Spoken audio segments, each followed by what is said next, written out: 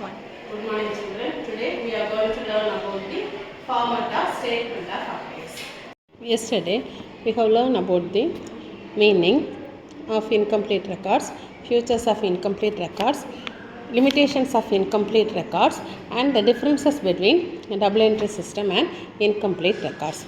What are the features of incomplete records? The first one is nature, and the second one is types of accounts maintained, and the third one is lack of uniformity, and the fourth one is financial statements may not be present true and fair view, and the fifth one is suitability, and the sixth one is mixing up of personal and business transactions. Then, what are the limitations of incomplete records? The first one is lack of proper maintenance of records, difficulty in preparing trial balance, difficulty in ascertaining true profitability of the business, difficulty in ascertaining financial position, then errors and frauds cannot be detected easily, unacceptable to government and other authorities. Affairs is to find out the capital of the business. Small scale organizations such as sole trading concern and partnership is preparing another statement of affairs. Okay? Statement of affairs resembles a balance sheet. The assets are recorded on the right side and the liabilities are recorded on the left side. When accounting records are not strictly followed under double entry system, statement of affairs is prepared. Liabilities, sundry creditors, bills payable, bank overdraft and outstanding expenses are recorded in the liabilities side.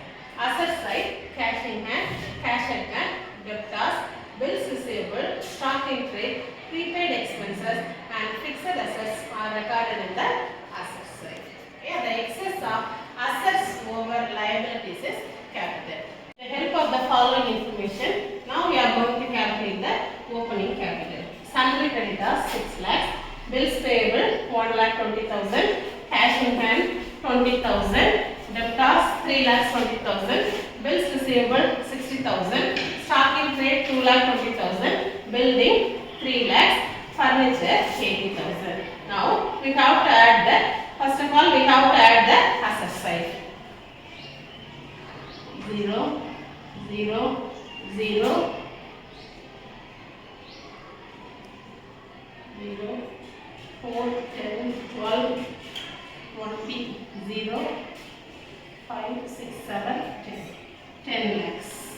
Then you have to add the liability side. Liability side 7 lakhs 20,000.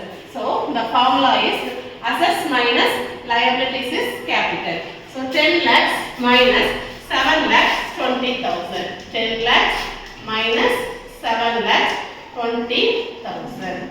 So 0, 0, 0, 0, 10 minus 2, 8, 9 minus 7, 2 lakhs 80,000 is the capital. 2 lakhs 80,000 is the opening capital.